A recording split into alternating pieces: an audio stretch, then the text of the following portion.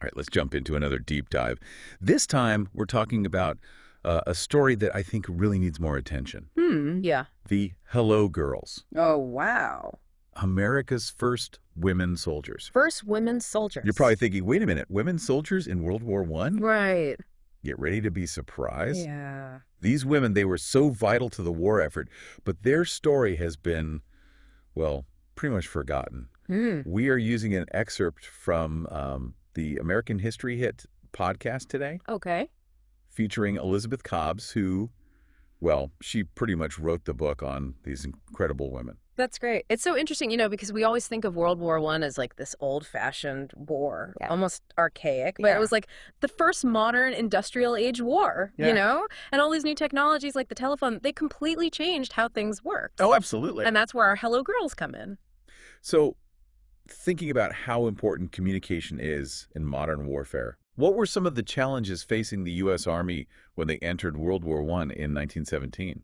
Well, General Pershing, who was leading the American Expeditionary Forces, he quickly realized that communication was a big, big problem. Oh, I bet. They just weren't equipped to handle it. Yeah. Everything, troop movements, artillery, even ceasefires. Wow. It all relied on the telephone. And that was still a relatively new technology. Oh, absolutely. And the lines, very unreliable. And these calls weren't just like automatically connected, right? We're talking like old school switchboards. Oh, yeah. Every single call had to be manually connected by an operator. Wow. And Pershing found that the average soldier took about a minute to connect just one call. A minute. Way too slow for the kind of fast-paced, intense situations they were dealing with. Oh, absolutely, life or death. Exactly. So Pershing needed skilled operators. Yes. And he needed them fast. Yes. So who stepped up? Thousands of women applied. Wow. And these weren't just any women who knew how to use a phone. These were experienced telephone operators. Okay.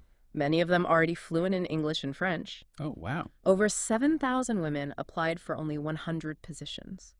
Wow, that's incredible. What drove them to volunteer? What was their motivation? Patriotism, definitely. Of course. This real desire to contribute to the war effort. Yeah. Even with all the limitations placed on women at that time, societal limitations. Of course. In the end, 223 were chosen and sent to France. Wow, can you imagine that selection process? I know, super competitive. Yeah. Grueling. So tell me about these women. What were their lives like before they enlisted?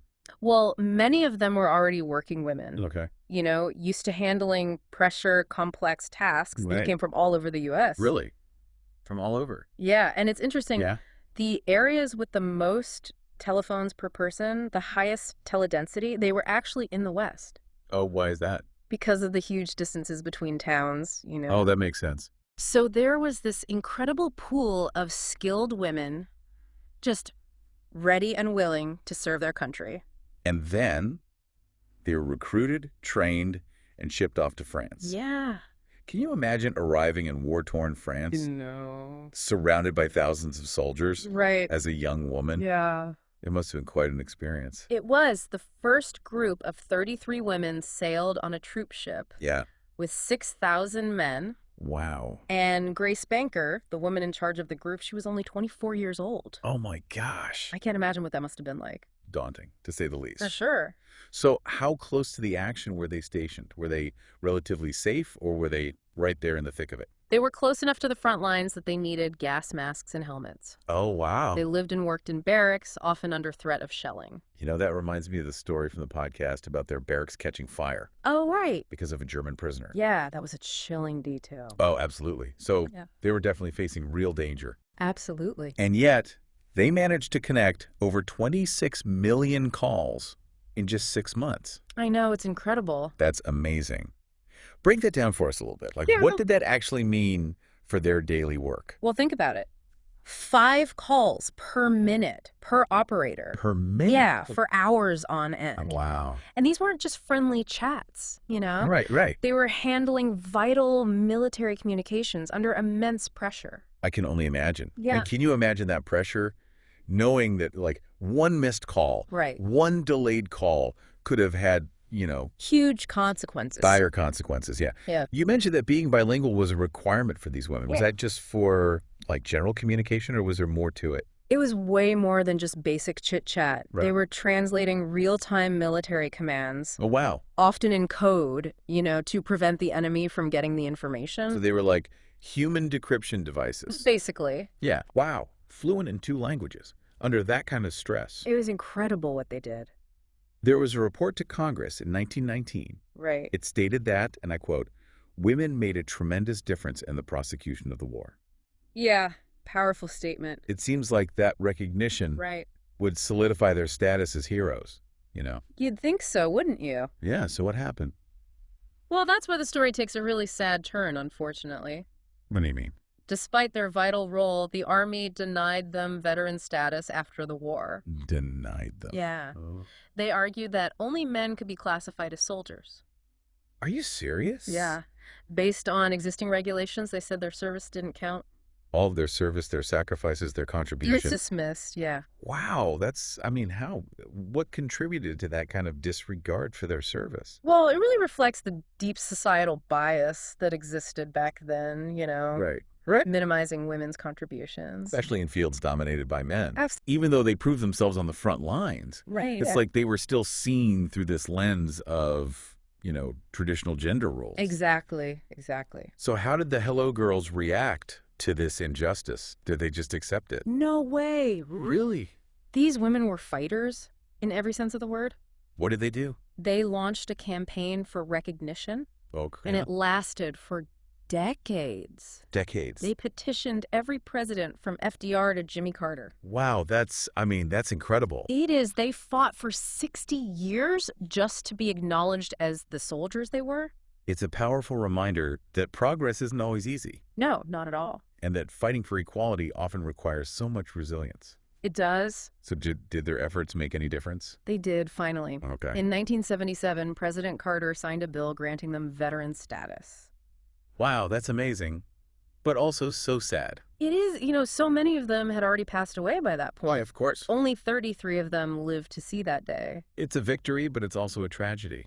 Yeah, a bittersweet victory for sure. It speaks to the impact of, systemic biases Absolutely. and the personal cost of delayed recognition. It really It's does. still inspiring, though, to see that dedication, even after all those years. Yeah.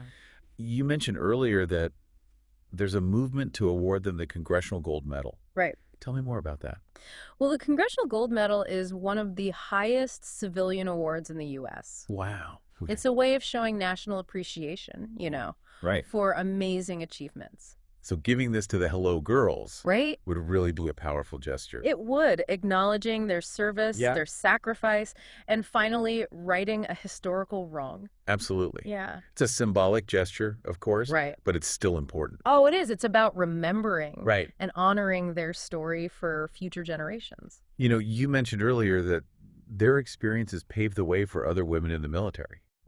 How did their service change the way people saw women in these roles? They challenged those old ideas about what women were capable of. Yeah. They stepped into roles that were always seen as men's work, Right. and they proved they could not only handle it, but excel at it. Even under extreme pressure. Exactly. They shattered that stereotype that women were too fragile for the military. Absolutely. Their bravery and competence Yeah, changed everything. it did. Do you think their fight for veteran status Hmm. had an impact on women in other fields too? Absolutely. It resonated with so many women Yeah. fighting for equal pay, equal rights, Right. It exposed the discrimination that women faced everywhere. So their fight wasn't just about them, it was about all women. Exactly. They were pioneers. Yeah. They paved the way for others to challenge those boundaries. That's so powerful. It is. Yeah. Their story inspires us to fight for a more just society. And to speak truth to power. Absolutely. This deep dive is all about uncovering those hidden stories Right. It is. Bringing them back into the light. and prompting further discussion. Exactly. We need to honor the past Yeah, and use those stories to create a better future. absolutely. So what can we do to make sure the Hello Girls story is remembered? Well, first of all, read Elizabeth Cobb's book. Right. It's an amazing resource. It is, full of firsthand accounts and incredible details. It really challenges the way we think about things. It does, but don't stop there. Okay. Talk about the Hello Girls with everyone you know. Okay. Share their story online. Yeah. Write to your representatives. Urge them to support the Congressional Gold Medal effort. Every action, big or small, makes a difference. Exactly. We need to make sure these women get the recognition they deserve. Absolutely. And that's what these deep dives are all about. Right. Uncovering these amazing stories and making sure they're not forgotten. Yeah. It's about keeping history alive. Okay, so we're back for the last part of our deep dive into the Hello Girls. It's been quite a journey, hasn't it? Oh, absolutely. From World War I battlefields to like a decades-long fight for recognition.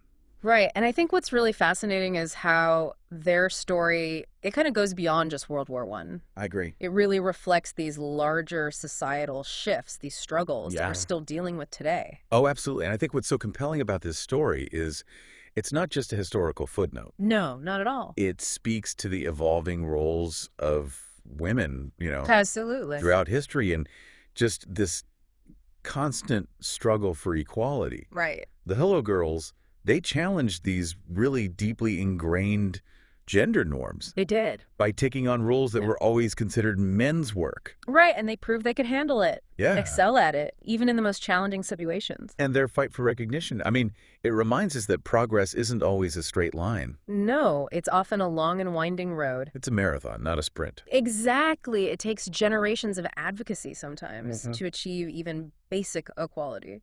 I mean, the fact that it took 60 years for the Hello Girls to be recognized as veterans I know, it's unbelievable. really highlights those systemic barriers that women face. It does, and unfortunately, continue to face. It's a reminder that we have to keep challenging those biases Absolutely. and really advocate for everyone's contribution, It's about inclusivity. regardless of gender, It is, yeah. Their story is also a testament to perseverance. Oh, for sure. I mean, despite all the setbacks, all the dismissals, Right. they never gave up. Never wavered. Such a powerful message for anyone facing obstacles. Yeah. If they could do it, we can do it. Exactly. So what else can we learn from their experience? What does their story tell us about how we view history? Well, I think it highlights the importance of recognizing those whose contributions have been overlooked, Yes. forgotten, Like hidden. Yeah, their service was crucial. Right. And yet they were practically erased from history. It makes you wonder, like, whose stories are still missing? Right. Whose voices haven't we heard? I mean, something as big as this could be overlooked. It's scary to think about. What else is out there? Exactly. We need to dig deeper. Yeah. Look for those untold stories and make sure history is inclusive and accurate. It's our responsibility. It is. Well, this has been an incredible deep dive. It has. The story of the Hello Girls is one of courage Resilience. and ultimately triumph over injustice. It is. But it's also a call to action, I think. Oh, absolutely. It's a reminder that we all have a role to play in making sure those stories are told, those heroes are recognized. We can't let them be forgotten. So thank you for joining us on this incredible journey. It's been a pleasure. Until next time, keep exploring, keep questioning, and keep sharing those stories that deserve to be told.